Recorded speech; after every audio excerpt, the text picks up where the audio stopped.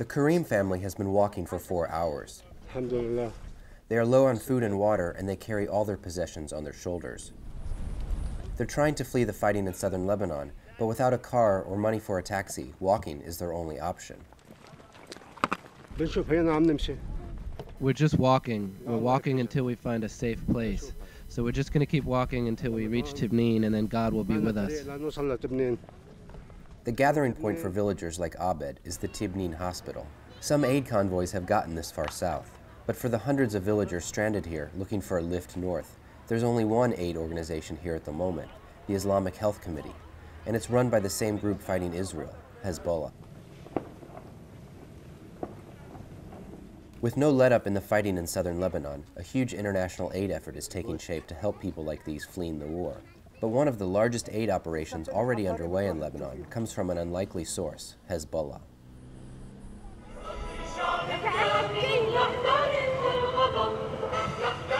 In Beirut, as the radio blasts patriotic songs, volunteers spend hours in a steamy makeshift kitchen run by Hezbollah. They're preparing meals for displaced people from southern Lebanon.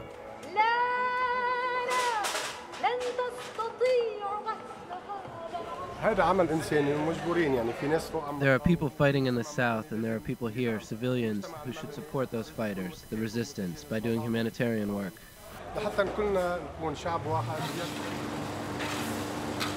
Hezbollah member who runs this operation did not want to be photographed, but he said that it feeds 8,000 people each day, and there are a dozen kitchens like it scattered around Beirut.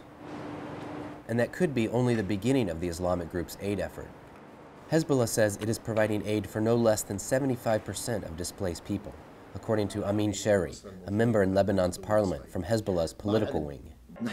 We're helping these refugees because we think it's our duty, because those refugees are our brothers, sisters, mothers, and fathers. That's why we think we should help them more than the other associations and organizations. This is where those other associations and organizations coordinate the aid effort, the Lebanese government's High Commission for Relief. The government doesn't have statistics on the number of people it is caring for, but Mohammed Mamlouk, who coordinates incoming foreign aid, disputes that Hezbollah is providing so much help. I'd say we are covering the 75%. I mean, I'm sure they are caring for their people and stuff like that, but we're doing the best we can with the amount of damage and destruction that existed, and the scope of hostilities and the scope of destruction that we were totally unprepared for. I think we're getting there. We're catching up.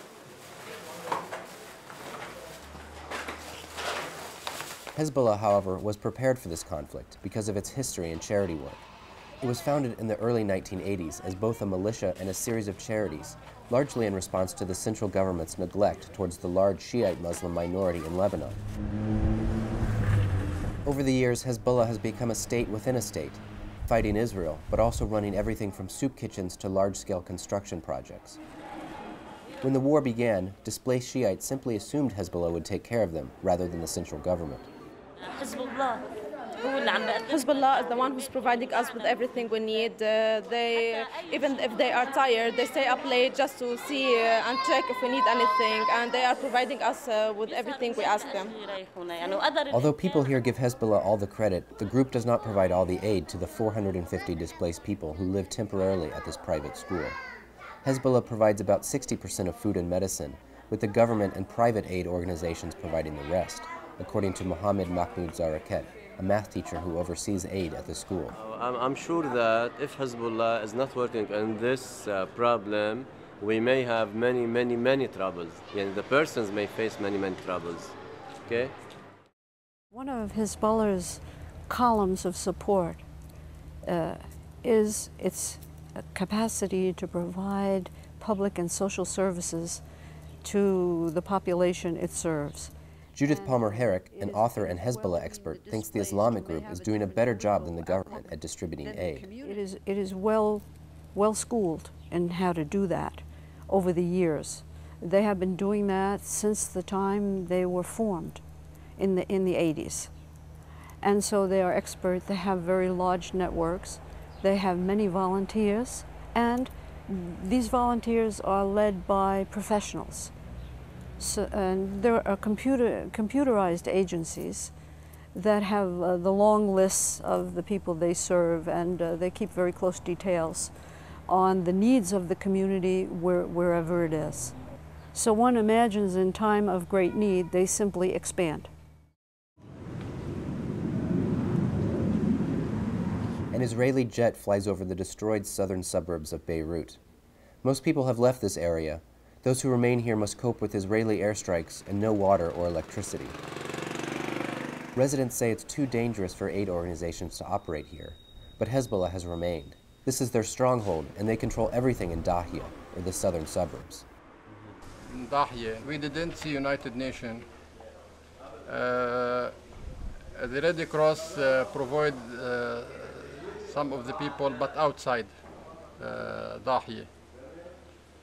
And Hezbollah, the only one who will provide everything for people. To get an idea how pervasive Hezbollah is in the southern suburbs, simply visit the farm grocery store in the Beirut Mall. Head down the escalators to the parking garage where many people from the southern suburbs have found refuge. Hezbollah does not supply the food here, but it controls everything else.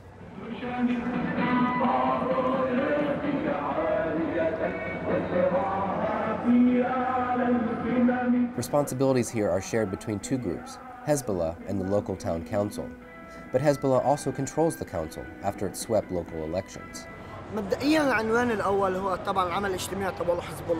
We have about 150 municipalities that are run by Hezbollah. All of their members are from Hezbollah, and people elect them because they know they belong to Hezbollah. Mohammed Harake carries a gun as part of his official role as security chief for the municipality, but he's also head of Hezbollah's social committee in this region. The people here view Hezbollah and the local government as one and the same, but this blurring of the lines between the Islamic group and government could cause problems for American humanitarian organizations. World Vision provides most of the food and water to the 1,400 people living in the garage. But as an American organization, it is forbidden by law to have contact with Hezbollah, which the United States government calls a terrorist organization. World Vision officials say they are aware of the law and are working only with the official government, which suggested they provide aid at the garage. What happens when Hezbollah controls the local government is unclear. We are a neutral group, and we would like to stay as neutral group.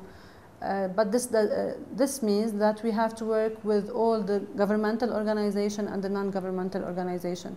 In Lebanon, wherever you go, you will have some groups that are liked in one area more than the other, but it doesn't mean that World Vision shouldn't work in this area.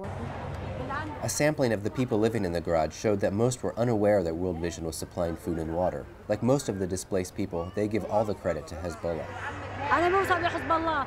I only trust Hezbollah because he is the only one I see here, but I haven't seen the UN here. I know Hezbollah always checks on us and helps us with everything we need.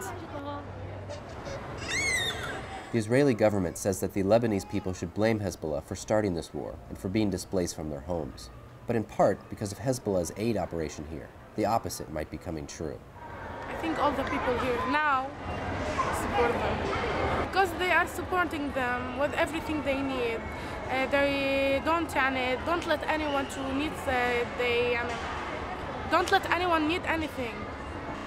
All of their needs, they give it to them.